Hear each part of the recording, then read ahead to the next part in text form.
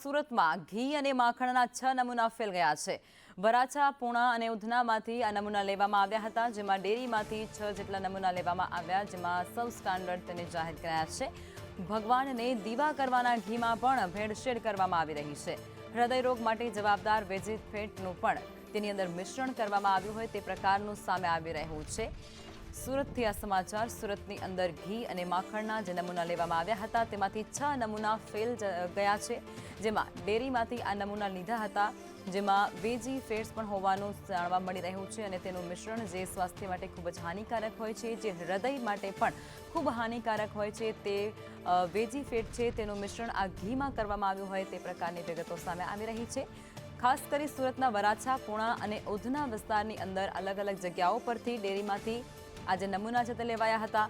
ડેરીમાંથી લેવાયેલા નમૂના સબ સ્ટાન્ડર્ડ જાહેર કરવામાં આવ્યા છે।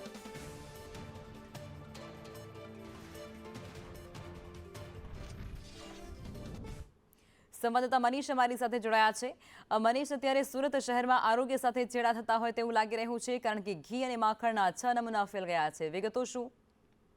જી બિલકુલ, વાત કરીએ તો સુરત શહેરમાં થોડા રૂપિયા કમાવા માટે લાલચી લોકો છે તે લોકોના જીવ સાથે સીધા ચેડા કરી રહ્યા છે। આરોગ્ય વિભાગ અને એસઓજી વિભાગ સતત કાર્યવાહી કરી રહી છે અને લોકો પર ગુના પણ દાખલ કરી રહી છે। તેમ છતાં પણ આવા નકલીના વેપલો કરનાર જે લોકો છે તે નથી સુધરી રહ્યા। ત્યારે સુરત શહેરની 6 ડેરીના નમૂનાઓ જે ફેલ થયા છે અને સબ સ્ટાન્ડર્ડ આવ્યા છે। જે રીતના વાત કરીએ તો ઘી અને માખણના જે નમૂનાઓ છે તે સબ સ્ટાન્ડર્ડ આવ્યા છે।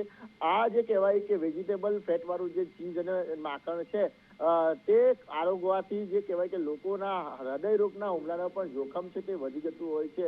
અત્યારે તો તમામ જે મામલે જે કાર્યવાહી કરવામાં આવી છે અને જે કહેવાય કે કાયદેસરની કાર્યવાહી કરીને અમને નોટિસ પાઠવવામાં આવી છે, પરંતુ જે રીતના સુરત શહેરમાં અવારનવાર નકલી ચીજ વસ્તુઓ પકડાવવાનો સિલસિલો યથાવત છે, ત્યારે ફરી એકવાર આ 6 નમૂના સબ સ્ટાન્ડર્ડ આવતા અનેક સવાલો ઉઠી રહ્યા છે।